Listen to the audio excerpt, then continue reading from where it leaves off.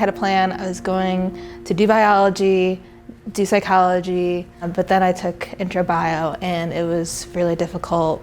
I ended up being asked to come into my psychology professor's office after a particularly difficult test. It was the spring semester of my freshman year, and at the time I was thinking about majoring in international business but also pursuing the pre-med track. So I was in biology 140, and it was kind of a tougher class. And then our first test came around, and when I got the grade back, I saw I got a 58. My transition from Botswana to America was very interesting. When I was a freshman, I had a challenge where there was no platform for international students like me, especially coming from Botswana, where we could express our culture and celebrate our culture. If I'm not given a platform, I will create my platform. I had a car accident that resulted in quadriplegia, so that means that I have very limited function of my arms and everything. I went to Shepherd Center in Atlanta and I did intensive physical therapy there. I spent 8 months there. My freshman year, first semester, I took a 300 level ANSO course.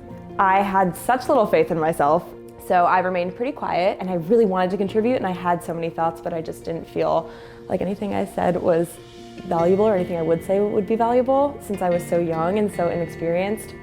3 or 4 months after I got here, my family became homeless.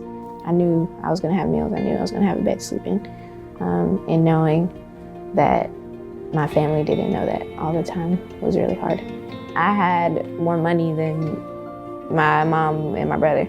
And so I paid for the hotel rooms and I paid for the food, but that was supposed to be the money I was gonna use for my tuition. So I put a lot of thought into it, and I decided to stick with the class. The further out you start and the more efficient that you study, the better you'll do, and that's really the main lesson I learned. Well, I started the United Nations chapter on campus that celebrates different cultures as well as promotes the United Nations goals. One of my biggest things was I just wanted to be a functioning, contributing member of society.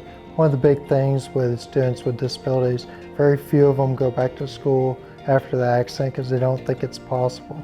But one of my sayings is, where there's a will, there's a way. I was afraid to admit that I was not doing well. So him making me come in, he was so gentle about it, and it really helped me just develop as a student, and like it meant a lot to me that he cared enough to reach out. I ended up having to drop intro bio because both my grades in the classes were so low.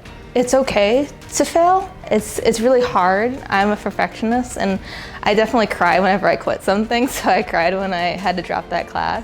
But afterwards I was so relieved and I had so much less stress. For one day we were talking about race and I got super heated. I just like something inside me got so worked up and I just felt like I had to say something, and the room went silent and I got smiles all over the room, and my teacher immediately took what I said and wrote it on the board and asked a bunch of questions, and it opened up this beautiful discussion, and I just suddenly realized like the power of my voice.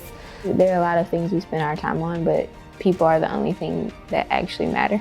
Having the support system I've had has been very important. I think Rhodes is really good at forcing their students to look inside themselves.